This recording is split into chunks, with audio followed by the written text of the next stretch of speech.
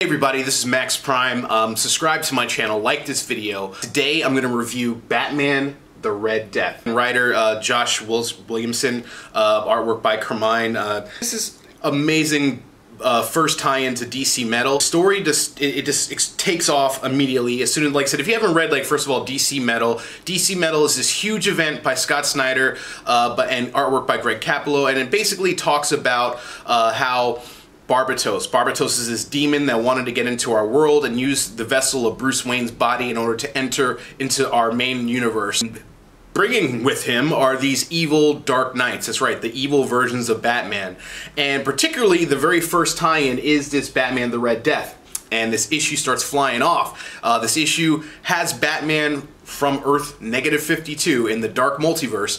This Batman fights Barry Allen, wants to take his Speed Force powers in order to basically travel back in time, save his parents from dying, save Robins from dying, because apparently he has all this death and all this misery surrounding him, so he wants to actually use the Speed Force powers to time travel to correct all the wrongs that have been done. He actually uses Barry's body to try to break in through the Speed Force. He merges with Barry Allen. He becomes the Red Death. And as we see, all of a sudden he's approached by a voice, the Batman who laughs, who actually makes him a deal. Because in this comic book, we see that his Earth is about to be destroyed. Like, apparently this dark multiverse is a very unstable place. Worlds are being destroyed, particularly Earths. And he makes him a deal to say, hey, look, you know, there's another Earth that we can go to, we can take over, we can actually, you know, live there.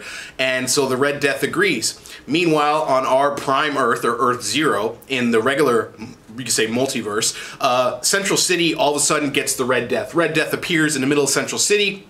Wally West gets near him. Wally West actually starts to shrivel up and become old, because apparently the Red Death's like powers of his versions of the Speed Force apparently must be draining the other speedsters of their power. The Flash shows up, Barry Allen. He shows up and immediately like falls to his knees, and he recognizes that it's Bruce Wayne's voice talking. You know, the Red Death is talking to him, and all of a sudden Dr. Fate shows up out of nowhere and saves Barry, pulls him out in time, and then the Red Death just basically says, you know, no matter what, this world is mine, I'm taking it over.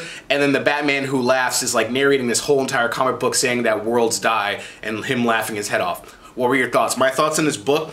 This was very good. Like I said, I love to see Batman, actually another version of Batman who has allowed the misery, the pain in his life to pretty much overrule his judgment and have him do something that he would not normally do, which will be, again, take Barry Allen's powers of the Speed Force to go back in time to save his parents or to save Robins from dying. That's something that our Batman would never do. But this Batman has been pushed to the edge, pushed to that limit, to the point where he did, and he's, you know, and he became, you know, the Flash.